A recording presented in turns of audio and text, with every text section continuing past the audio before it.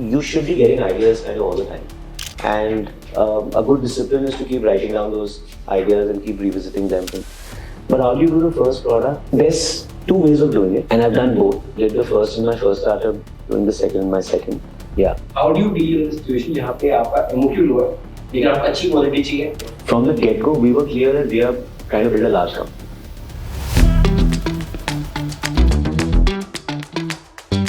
When we went to your profile, we saw that it's consulting and then it's D2C. Sure, right? yeah. So we're going to build it like a playbook that is someone who wants to start up in There's a little bit of big tech also in the middle. With Twitter. Yeah. It's there. Yeah. We'll touch upon that as well. Sure. But if I have to take one takeaway, it's about someone at 18, आज वो D2C start करना है. From product manufacture कैसे होगा, video कैसे संभाला, आप कैसे push कर रहे हो, what does growth look like, what are the challenges at scaling, everything. Right? Yeah. We'll touch upon big tech as well. I think that must also be a very interesting story. Yeah, I mean, it was big tech. That big tech stint was a bit more of me developing a temporary allergy to startups, trying something different, realizing very quickly that actually I'm still an operator and a builder at heart, and kind of quickly moving back into the area that gave me the most joy and reward. So going back to D2C, basically. Yeah. So it's like, sometimes you need to do something different just to know that you were doing the right thing in the first place. Yeah, so it was a bit like that, yeah. Interesting question that I came across recently. Yeah. And if you met a few people at another party and you had to introduce yourself, how would that go? Yeah. Look, I think I'd say that I'm somebody who's now running a D2C startup. It's my second D2C startup, and brand building, e-commerce, D2C, those things have been the bulk of my professional career over the last 10 years. Before that, I was a management consultant, which is, I think, code for not knowing what I want to do, but keeping my options open. So I had a very conventional sort of, let's call it, academic excellence kind of path. Did well in school, then went to the right undergrad, then went to the right postgrad, then got the right job, stayed there for 5 years. I was a consultant with McKinsey for that much time. And then I sort of threw it all away because I said I want to start a business. And being an advisor all my life doesn't appeal to me. I actually want to be the athlete in the arena. I want to be the man in the arena and win or lose. But that's the only way I can look myself in the eye. And I don't want that, that Jeff Bezos sort of regret minimization framework that appealed to me. That, from the point of view of a long life, when you look back, it's not about being comfortable all the time. It's about doing something that you feel deeply that you must do.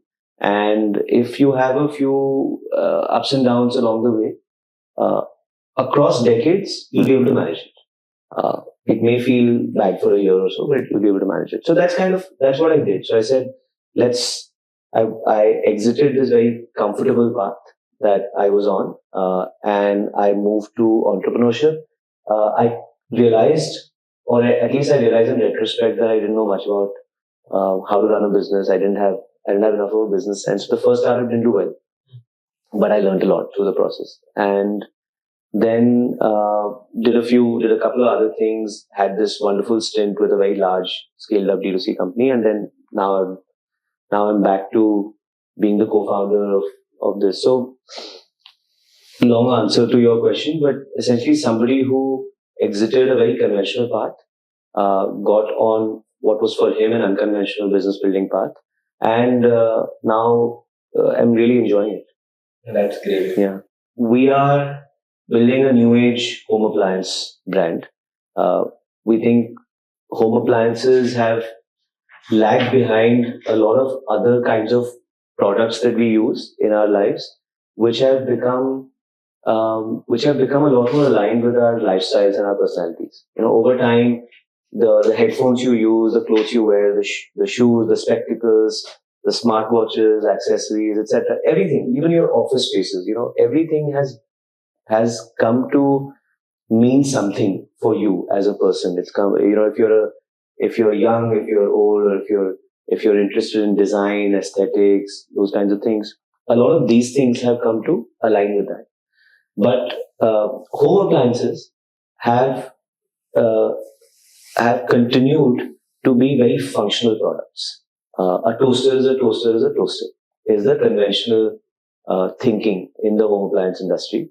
So we've set out to challenge that. We've said that a toaster is a toaster, of course, but it can also be an object of desire or a product that gives you joy, which means a lot of things, which means rethinking what that how that product should perform. It also means rethinking how that product should look, how that product should be packaged, how that product should be presented, what the brand that that product is comes with, what is the brand story. Because the brand story cannot simply be kitna deti hai. It cannot be. We're not in that era anymore. We're in the era of what are the features, what does it make you feel like, etc. So we're basically trying to combine function with design, which is why our tagline for Nuuk is design first, function always. You guys as customers as well. In our minds, there's a customer who, watches movies on Netflix, has a coffee at a Starbucks or a Third Wave, maybe works in a place like WeWork, or goes to a campus like this at MU. Now, for that person, when they buy a Nuuk product, that should be seamless with all of the above. It should just be part of that same stack of branded experiences that they consume. They should not suddenly be jolted out of their reality of Netflix, Starbucks, etc., and move to something which is 90s India. Right. So it's 2025 for them in every other space. It should be 2025 for them in home appliances. So I actually want to deep dive into the entire ideation process of how you started as a brand. I think as you clearly mentioned that you went into the D2C space, you worked with Noise before this. I want to understand how did the entire idea of Nuuk emerge? What were the gaps that you noticed, and how did you go about then building it further? The idea generation for any D2C entrepreneur.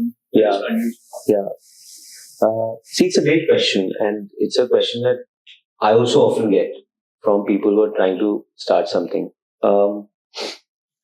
So I feel like if you're a curious person, you should be getting ideas kind of all the time. And a good discipline is to keep writing down those ideas and keep revisiting them, etc. So the idea for Nuuk in some form originated way back. My co-founder cousin and I, we're also a couple. So we were in the US for some time. She was at Stanford, and she was doing some classes at Stanford Design School. So that was one spark where we were sort of, it was a dinner table conversation over time, that the principles that she was picking up at Stanford Design, where all can those principles be applied, that is missing in our country, in our market. And said, consumer electronics, consumer durables, this seems to be a space which is many things and is lacking this kind of design thinking today. And then many years later, when I was wrapping up my first D2C startup, again, I sort of became clear that I will once again go back to D2C. Maybe not right away, but once again go back to D2C. And we made some rules, or I made some rules for myself. And I said, what would it take for the same amount of time, effort, and money to yield greater success, to yield the greatest success, if you're doing a D2C startup, if you're doing a second D2C startup. And the rough rules that emerged in my mind were, one, the market has to be large. And it has to be large today, not tomorrow or day after. It's not some future thing. It needs to be a large existing market. Second is, the category needs to be e-commerce friendly, which is again many things. It has to have the right AOV, which is the room next door to us. It has to have the right value to volume ratio in terms of logistics. It needs to be logistically, e-commerce friendly. It needs to already enjoy a significant share as e-commerce revenue. So you could have many products or many categories that are theoretically e-commerce friendly, but somehow there's no habit. The habit of the customer is to go offline. Can you give some examples around that? Alcohol. I mean, it's not about a habit, it's also regulatory. There's no reason why alcohol deliveries cannot be e-commerce, but that's not possible. So today, if an entrepreneur like me were to start an alcohol business, the natural advantage that they have, which is that we are all digitally native. We spend most of our time on screens. We buy on Amazon, now Blinkit, and so on. That advantage gets completely dissipated. And you are at par with others who are better than you in their space, which is offline distribution and things like that. So therefore it makes sense to pick an industry where you, being a younger and a smaller player, have an inherent advantage over legacy players, which is anything that is more e-commerce. And then the third rule, which is the most interesting one, and which is a bit of that X factor, is can you think in a succinct way, like not in a complicated way, but can you think of an approach to winning that category which is missing today, but which you feel strongly that the customer will embrace? So in our case with Nuuk, that is being design first. It's very simple to understand. If a Nuuk customer, if a Nuuk customer were to be asked by his or her friend, why did you buy the Nuuk product? What are they going to say to them? Because they're not going to give out the corporate spiel. We may use some fancy words to explain why we are better, but they will use their own simple language to explain to their friend. How did you go through the validation process? Like, you saw the need gap, but you were the founder of the gap, but reality won't know that. It's only that Yes, right? yes. How did you go through that process of validation? So, this was... if you want to touch upon your first D2C thing, like what things went right there, wrong there, right there, wrong there. Yeah. I'll tell you how we went. I'll answer the first question first and then come back to this one. So the validation process, again, it's a great question, and you're right. So often the founder has some kind of brainwave, and then they are unable to validate it with any rigor. So they spend a lot of time and money, and they hit the market and they find the market is not deep. This is what kind of happened with my first startup. So the second one, what we did is we combined that intuition with rigor. So this was the intuition that there is a market for design first home appliances. Then came the rigor of speaking with 100 plus customers, like doing 1 hour interviews with more than 100 customers, interviewing people across levels from every consumer durables company we could think of. So new age companies, legacy companies, multinational brands, etc. Everybody. And that process lasted a few months. But over those few months, some new insights emerged, so that our original hypothesis got refined and some new input got added. It didn't get changed because fundamentally it remained intact. But secondly, it added a lot of conviction. And the conviction becomes very important because in the stage after that, which is you start asking people to join you, or you start asking investors to invest in you, and so on. If you're simply going by your intuition, then under hard questioning, that can crack. Because, people will be like, okay, it makes sense, but how do you know that? You can't just say, I just know that because I know that. It's some data, right? Some data. But if you say that I've done like 300 hours of interviews to validate my hypothesis, and you're not just saying that to out-argue that other person, you really have done it, then you come into it with a lot of confidence and conviction. And then that creates that virtuous cycle. Then you feel confident because you've done the work. Your hypothesis is refined. Whoever you're speaking to also can sense that conviction and gets quickly convinced. And along, it creates that virtuous cycle. So we validated it basically through a lot of interviews, secondary research, talking to people who've been in the industry for a while. Small things, right? Does the customer care about design that's a big theme. That got validated through some surveys and talking to people. But other things, for example, where do you see e-commerce was online versus offline heading in this? What do you think are good gross margins in this industry? What is the typical marketing spend in this industry? What is the kind of org structure that you need? So those are like second order questions that secondary research can help you with. Maybe the highest order, which is what's the core insight that is driving your differentiation, that typically anybody in the industry may or may not be able to validate for you. Because if everybody could validate that, then it would not be an insight, and it would already be happening. Absolutely.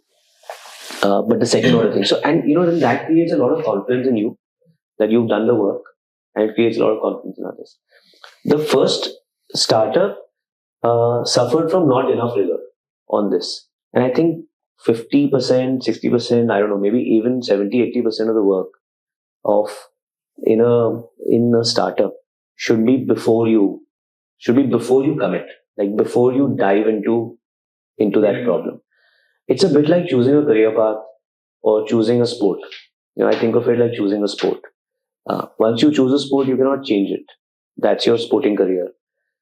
So what you want to do is you want to kind of logically think that thing through. You're an athlete. You have good hand-eye coordination. You have good musculature and height, weight, whatever, etc. Now you can go into any of 10 sports. How do you pick the right sport? What is for example, how much you enjoy it, of course, but also what's the revenue potential of that sport? What's the competitive intensity? You are in your market. Do you have the right coaches, stadium, infrastructure, blah, blah, blah. That's how you would think about it, right? If you were to break down that problem. It's the same thing as a startup. Because doing the thing is great and it's important. You need to execute. But what are you going to dedicate the next 5 to 10 years of your life to? That requires deep thought and very high conviction, without which you can stumble. So with my first startup, there was a little bit of recklessness where I said, hey, I need to start now, and it's now or never. And I thought of an idea, which was to make Ayurveda millennialized. Ayurveda for millennials. That was my thinking. I still think it's a great idea, by the way. Somebody should do it. But that idea very quickly moved into one particular product, which was health shots. So think of it as Yakult, but for Ayurvedic juices.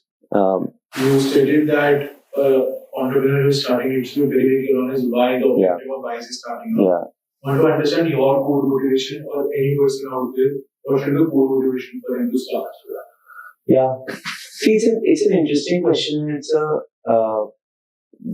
the typical answer that people give publicly is always around sort of it's solving a problem and a cause and impact and so on and so forth.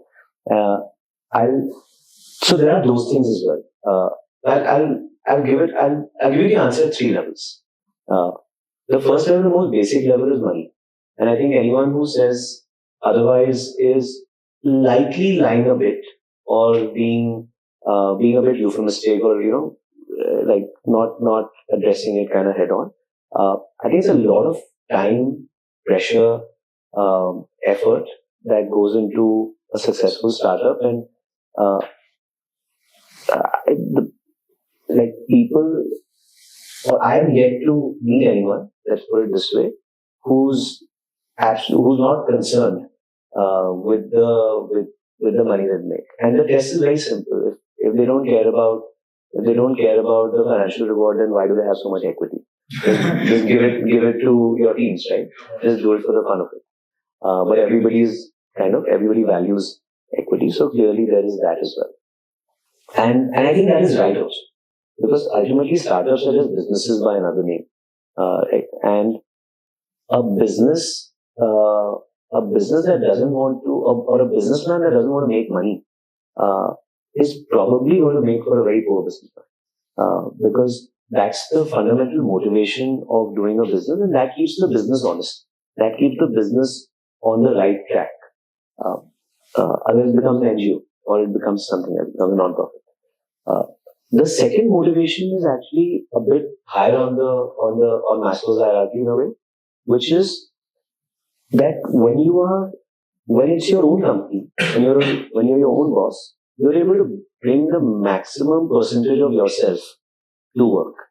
When you're working for somebody else, you're working by their rules to some extent. When you're working for yourself, you're able to shape the culture of your organization. You're able to you have a little more control over your schedule. You have more agency. So your energy, your motivation, your control over things, that gives you a different kind of happiness. It gives you a different kind of sort of motivation. And I think that gives me a lot of joy. Gives me a lot of joy to be able to work for myself versus working for somebody else. Not that I've never enjoyed working for other people, because that has its own benefits, which is there's a lot less stress.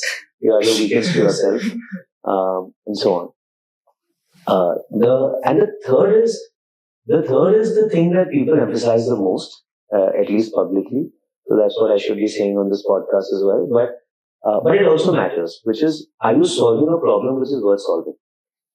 Are you solving a problem which you're motivated by, which you think is worthwhile, and which, if you're successful in solving, becomes, sets, progresses the world or progresses the industry in some way.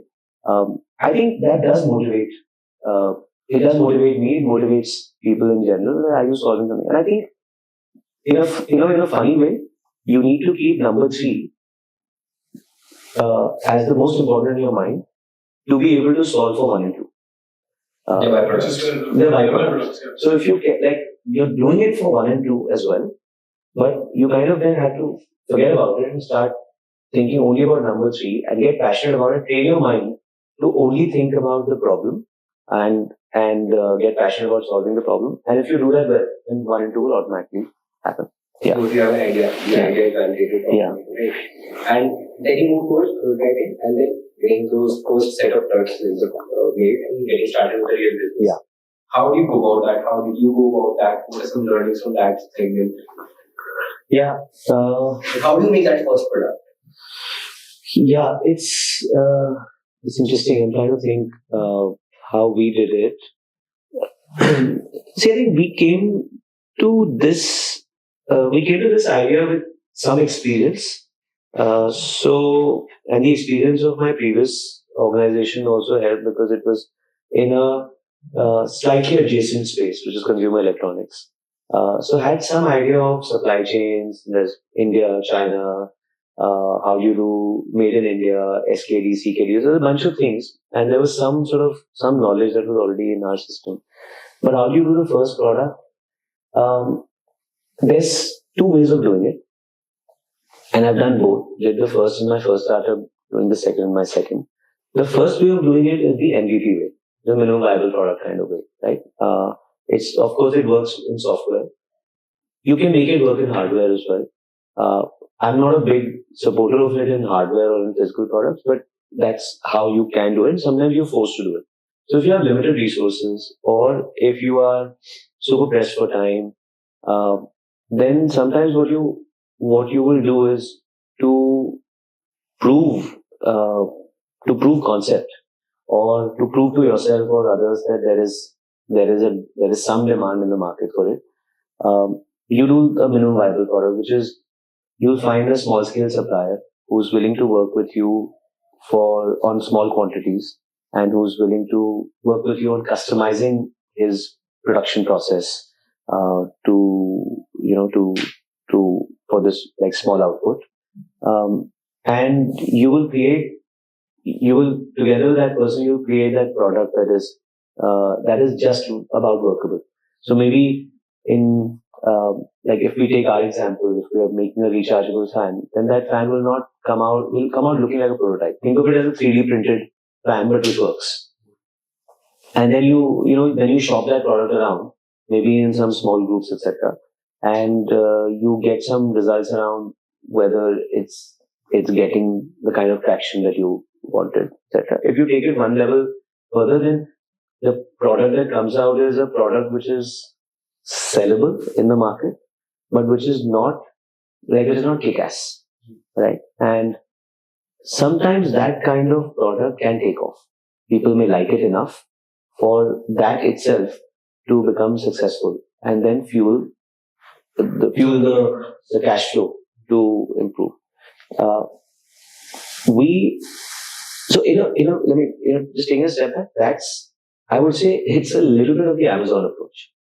Amazon obviously a gigantic company, so not comparing our effort with theirs, but if you see Amazon's approach with the Fire Phone, with the Kindle, with a few other hardware products, you'll see that they've had an iterative way of thinking. They'll say that we'll bring out the Kindle ebook reader, and then we will get feedback from the market. Maybe it'll crash and burn. Then we'll come out with Kindle 2, then Kindle 3. By Kindle 4, it'll become a great product. Or you'll have a Kindle Paperwhite 7 years into it. Hey, this is that cycle of getting feedback, bringing out the other set of products, and the faster you do it, the better it is. Yeah, so it's the rapid prototyping, fast iteration approach. And that's worked for Kindle. For Amazon, it's not worked for Fire Phone. Because the market saw Fire Phone, rejected it so comprehensively that it never came back. Exactly. Like, again, the risk here is, like exactly said, अगर पहले भी customer को पसंद नहीं आया, उन्होंने brand को सोच लिया, हमारा brand is देना ही नहीं है. Exactly. Shunt हो गया. Exactly. Now the other extreme is Apple. Apple is a born perfect approach, right? Apple is like, I will only bring out this product when it's perfect. And it'll be perfect. It'll launch. We will be ultra confident about the product because we've tested the hell out of it. It will not have any mistakes. It will not have any hardware issues, etc. And obviously, when you say it will never, what ends up happening is it will very, very rarely. Right? Because when you say never, it will still end up having some mistake, but that the incidence of that mistake is very small. So there is no MVP thinking. There is a born perfect thinking. And then that product is a hit from the get-go. And that product being a hit sets you up for that virtuous cycle of second iteration, which is an improvement on this, third iteration, so on and so forth. It's iPhone, then iPhone 2, 3, 4, etc., iPad, AirPods, every product till the Vision Pro, I guess. In this situation, the biggest challenge is going to be the good manufacturers are going to be big. Yes. Have high turnovers. Yeah. But if you're starting up, you want a manufacturer that can do low MOQs for you. Because what if he says कि मैं तो 5,000 से कम पे बनाऊंगा ही, Sure. 5,000 चाहिए, you can take that. आपको शुरू उसका 500-700 चाहिए. Yeah. How do you deal with the situation जहाँ पे आपका MOQ लो है, लेकिन आपको अच्छी quality चाहिए? Correct. So see, that's the magic of like entrepreneurship, right? That sometimes you're in this trap where you want high quality, but high quality is only available at high volumes, etc. So luckily, we've not been in that trap because we. Like from the get-go, we were clear that we are trying to build a large company. If we're trying to build a large company, we don't want to be in that 100, 500, 1000 MOQ thing. Any product that we launch, that product should not have an MOQ problem. We should be able to go to the top manufacturer in the world for this product, and the MOQ that they have, we want that or even more. That brings in a risk of dead inventory. Yes, it brings in the risk of dead inventory, but that risk can get mitigated by doing a lot of homework. Plus the logistics cost here. Okay, maybe big जाएगा, I think, but 8 महीने रखा रहा stock. So that is the risk on paper, but that risk gets mitigated when you've done your research on which product to make and what that product should have.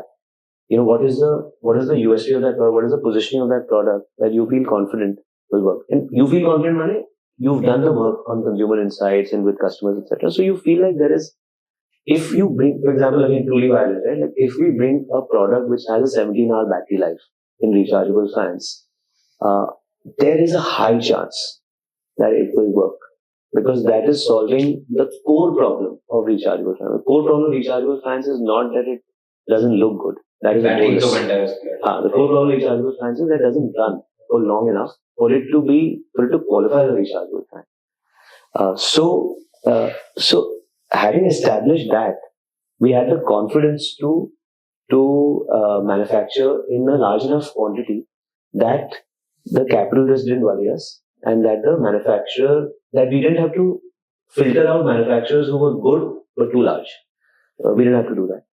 But that's not the case with everyone.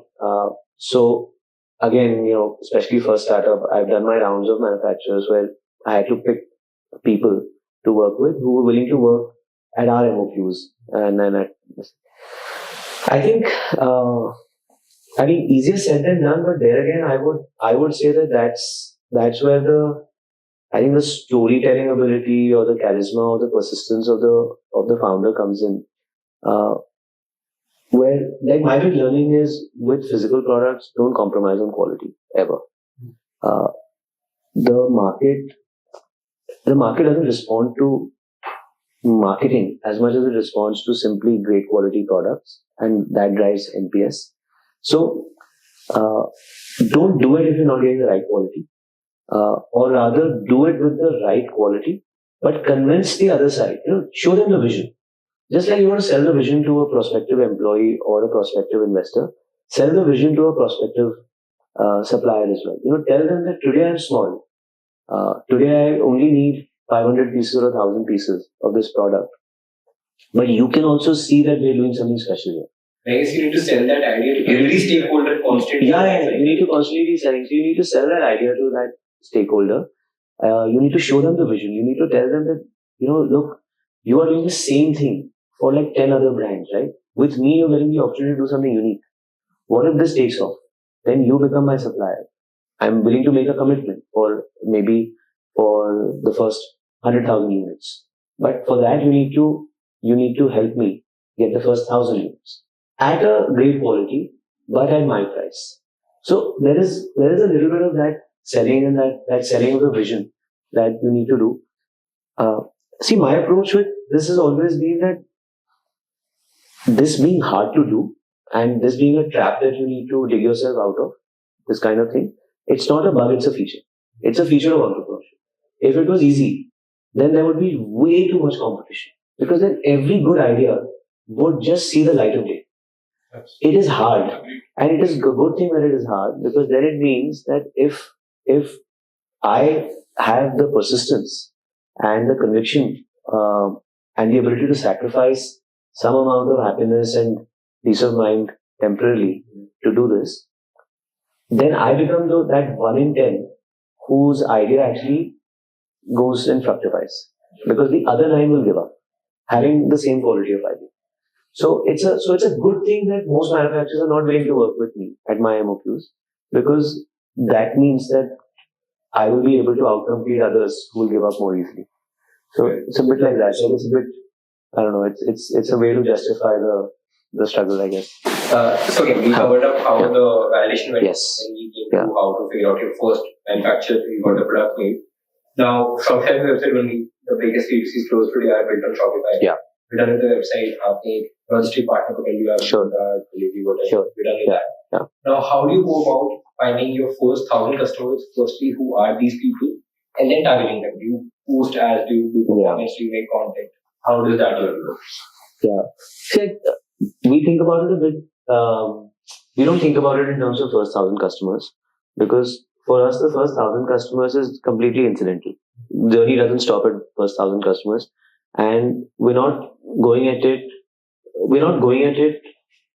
from a proof of concept point of view, which is when the first 1,000 customers becomes important. When we put something out there, we're not sure whether it'll work or not.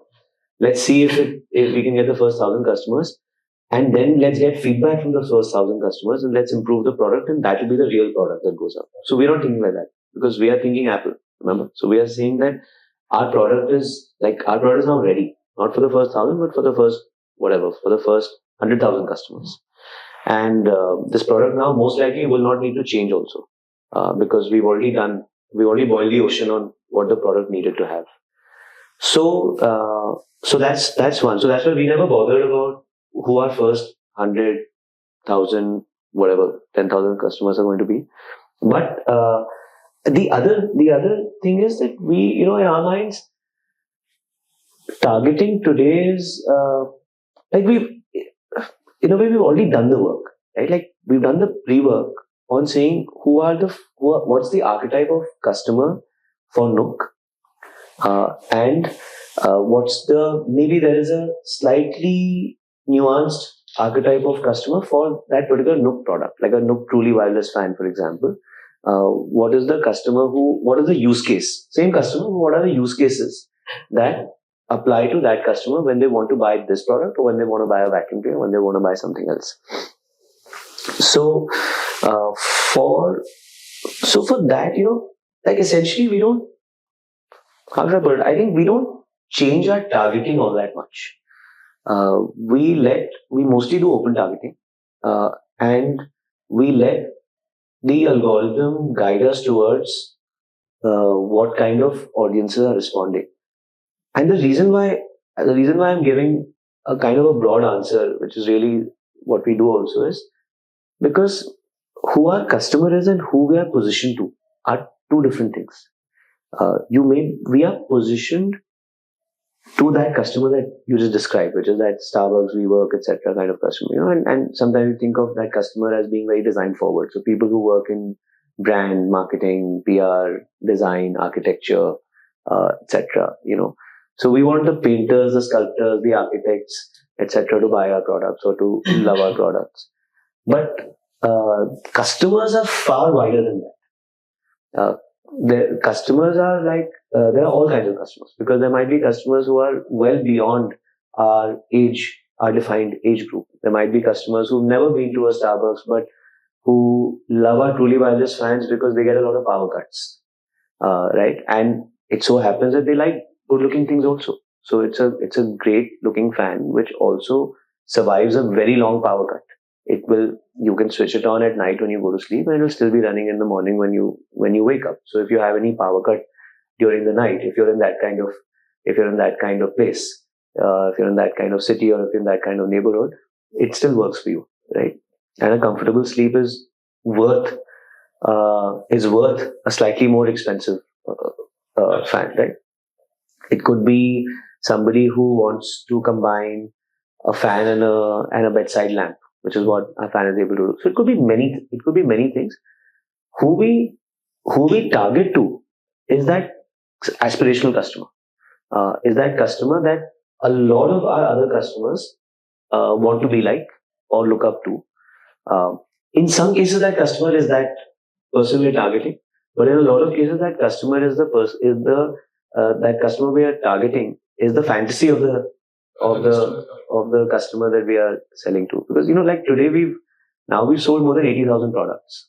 So all 80,000 products are not products that we are selling to people who are all of those things. Exactly. But the positioning is to them consistently. I feel like when you're consistently positioning it that way, it becomes aspirational to a certain class, which again becomes your consumer, but why not exactly to your ICP? Yeah, exactly. So I have two questions to you. Yes.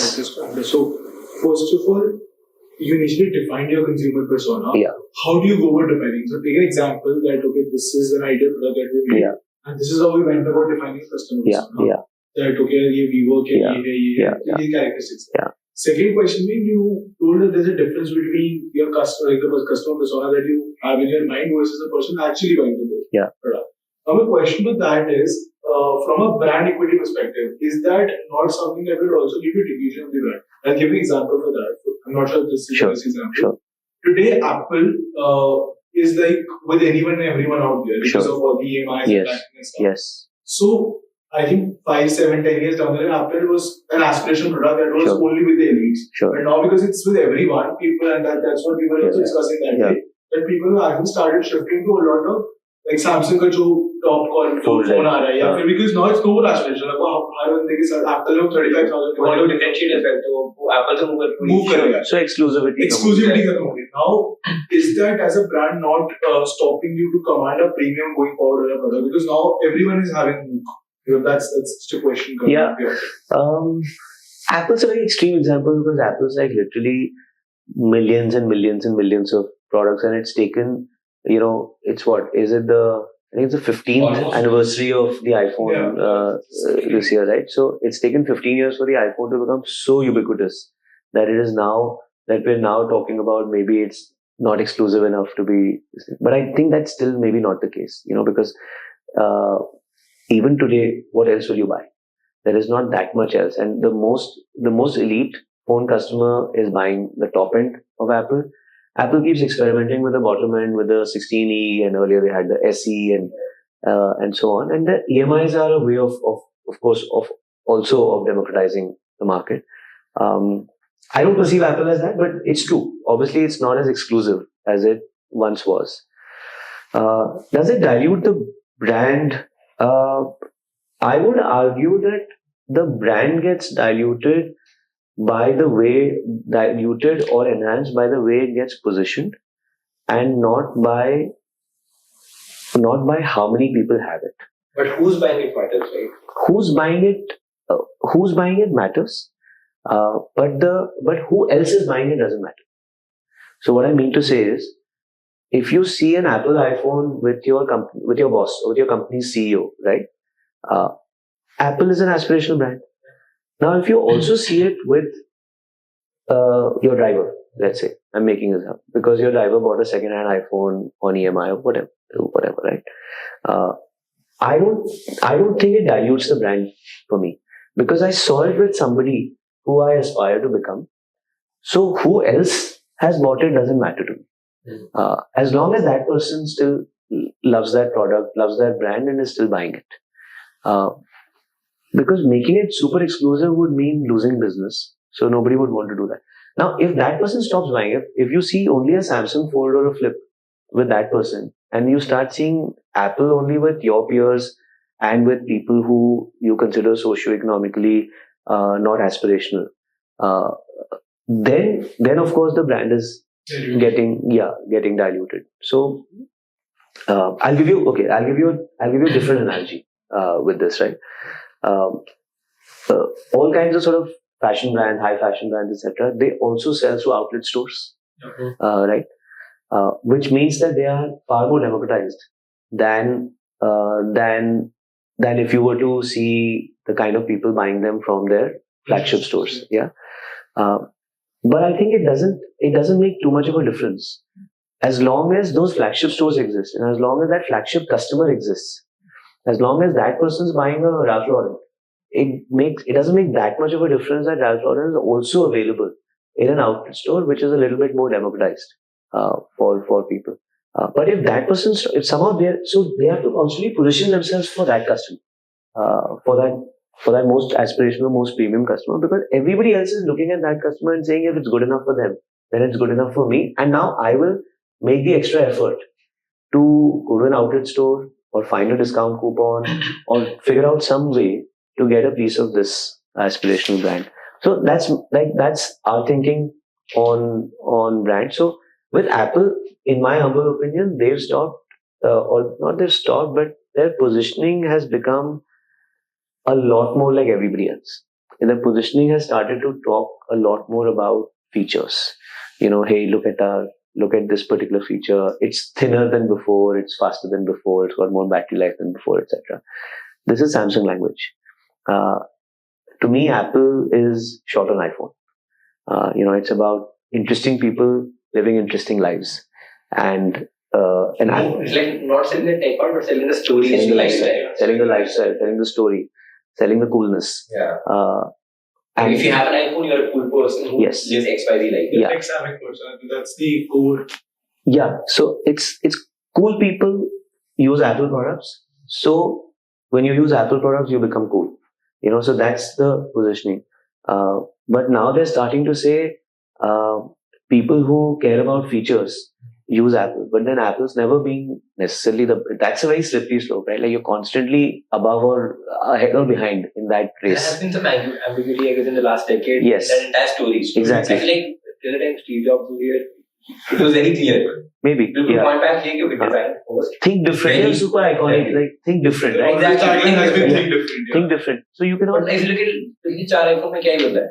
It's thinner and faster. Thinner and faster, more battery. Our thinnest our thinnest Apple Watch ever. Thinnest phone ever. Thinnest ever to ho gayi because it's new.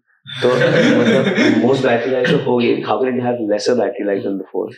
So I think positioning needs to be sharp, and I'm trying to think of an example. I'll give you other examples. We spoke about alcohol earlier. So let me take that. Take something like Absolute Vodka, right? It's not a very expensive product. It is fairly widespread in availability and in access, but it's still super cool. Or okay, forget that. It's a bad example. Give you a better example. Coca-Cola, right? As cheap as it gets. It is a super cheap, super accessible product. हर कोई P रहा है. गांव में मिल जाएगा ठंडा मतलब Coca Cola, right? 5 रुपए का भी होगा, 7 जो भी 10 रुपए का होगा आजकल. But अभी भी cool है. डोनाल्ड ट्रम्प को भी डाइट कोक ही चाहिए. Right? चलो, Donald Trump is not a very cool person, but I mean the coolest people in the world are also drinking Coke. Yeah. And the poorest people in the world also drinking Coke. But Coke has not become less cool because of that lack of exclusivity. This is really now. I never thought of it this way. But this is so cool. Well, why? Why is no one? I guess some people are trying to crack the code with some premium carbonated drinks, but no one is able to do that. Yeah. Is it because we are just addicted to the taste? No, it's because Coca-Cola never lost its coolness. How? Because I think their marketing is always on point. I think the kind of people connecting with the values to happiness, khushi, enjoy, open happiness. Their marketing's just been always great, or mostly it's been great. They keep coming up with different ways to say the same thing, which is that anytime that there is celebration, family, happiness, community, you want to Coke. It's Coke. Yeah. Whether it's by yourself and celebrating a quiet moment, or whether it's like Diwali and Christmas and you're with family, it's not like, it's just the association is Coke. If you're watching a movie, you start feeling like having a Coke. I don't like going to PVR because PVR doesn't have Coke, it has Pepsi. So I prefer Inox instead. But it's been what cool years ago, again, we also like a course on this, and we had a case study on Coke. Yeah. So professor brought up to what he did that your Coke blind test, right? Yes. And 90% of the class failed. He couldn't figure out, and what he did was he also brought a bottle of thumbs up, both mix कर दिया, अब पहचान नहीं पाया. तो अब यहाँ पे जब टेस्ट से कोई डिफरेंशिएट कर नहीं पा रहा है, लेकिन फिर भी अगर आपको वो पसंद है तो आप उसके लिए बीयर से आइनॉक्स चले जाओगे, बट आपको भी it doesn't matter now. Why do people wear real gold and real diamonds? पता थोड़ी चलता है. Feel good. So I feel like again यहाँ पे वही आ जाती है बात, क्योंकि even if the product is not that differentiated, it's about connecting with the brand. मैं Coke की brand से ज़्यादा connection हो रहा है, तो फिर मैं वहाँ चला गया. हाँ, it's an emotional. I mean, by now Coke has an emotional connection with you. Pepsi has no emotional connection with me. Fair. I don't know why. I think it had and it achieved it at some point. Like when I was very young, they had nothing official about it, and they had rebellion, they had youth rebellion, etc. Pepsi has been more about the youth. Coke has been the classic. Coke has been the classic. Like by the way, Thumbs Up has an emotional connection with people. Thumbs Up India, especially Thumbs Up has the highest market share as well in India. Yeah. So Thumbs Up has that macho kind of that machismo kind of connection, etc. So if you're with your buddies, if you're drinking, or if you're in certain like sort of in certain use cases, in certain cultural kind of points in your journey, Thumbs Up makes more sense. Right. Yeah. And if you're sitting at a dhaba with your buddies, I think you'll want a Thumbs Up, not a Coke. Maybe. But like again, if I'm ordering a pizza, I want to go. I just can't go without it. Unless connect कर दिया story ऐसे कई जगहों पे तो. Yeah, correct. But if you're sitting at a dhaba and ordering parathas, you'll get a Thumbs Up. Yeah. Just like you won't get a coffee, right? वहाँ पे you'll have a chai, even if you're not a chai drinker. It's a bit like that. I mean, you may not have a chai also, but you won't have. You get the point. Yeah. So just summarize it from the starting, from the ideation phase. I think the core thing that you highlighted on was that if you are an entrepreneur, if you want to really figure out, you need to be curious at heart. You need to start observing at what's going around. You need to start analyzing and start asking a lot of questions that why is something happening. And that's the curiosity is the part that helps in the IT generation. Yeah. Followed by, especially when you're building into a D2C startup when it comes to the validation phase, certain things that needs to be always having like a checkbox, like a tick on the checkbox. Needs to be a large TAM that I stated, TAM for audience to know, it's a total addressable market. Then it needs to be e-commerce friendly, so majority chunk of its sales in India or any country that you're selling to should come from the e-commerce channel, because that's not majority, but a significant amount. Because when you're actually competing with incumbents and large brands, you'll get stuck in the loop of making a habit. Exactly. Or then you go to brand. Exactly. third is कि उसका जो AOV होता है वो e-commerce friendly होना चाहिए. मतलब the economics should make sense essentially. Yeah. Because CAC, right? Customer acquisition cost, you cannot drive down below a certain point. It just costs money to get eyeballs on the internet. So your AOV needs to support that. 100%. I think we realized that. So while we were doing our drop shipping, one of our biggest harms was the CAC. So when we started pricing our products, we positioned it like कि हम 200 का खरीद रहे हैं. We were even the pricing overall कि 200 का cost आया तो उसके ऊपर कभी CAC अच्छे से फैक्टर नहीं किया, फिर थोड़ा लॉजिस्टिक लगा दिया तो बाद में रिवर्स लॉजिस्टिक्स की वजह से तो आरटीओ आ रहा है. Exactly. तो फैक्टर नहीं किया. तो मैं बहुत जल्दी realize हुआ कि CAC is the biggest driver of any e-commerce industry. So that comes to the validation part. Followed by when it comes to brand building, I think when it comes to product development, the core is about finding. So there are two approaches to it. One is the Apple and one is the Amazon approach. In which Amazon is clear iteration of product, multiple iterations, and then probably figuring out what's the best, versus an Apple that does a lot of homework before that and then launches the best product out there. Yeah, it's a software versus hardware mentality. Exactly, the software versus hardware mentality. But you can keep tinkering, right? Like Amazon का homepage, they can keep tinkering. Software में edit करना है, review करना है. Hardware में possible ही नहीं. कोई किसी घर पे चला गया, वो 2 साल तक उसका perception बन जाएगा. वो रोज परेशान रहेगा, वो रोज यूज करता रहेगा, रोज वो brand equity खराब करेगा आपकी. चार लोग बोलेगा ये मत लेना. So I think your recommendation was कि as a D2C brand, you should not compromise with quality at all. That's why quality needs to be top notch. And you need to have a long-term vision. And that's where the founder story comes from. See, quality is it's very self-perpetuating, right? If you have poor quality, it's corrosive to your company. Because everybody in the company also holds their head down a little bit. मेरे को भी पता है कि यहाँ product अच्छा नहीं है, फिर भी we're pushing it. किसी तरीके से customer ने खरीद लिया, then you're scared the customer will call back and say that this product is not. And it's completely the reverse when you have great quality. You know, great quality, everybody's pumped. Everybody is like, we sell a great product. And even when a customer calls and says, this is not, somehow your particular product didn't work out, you will, somehow, that doesn't shake your confidence in the product.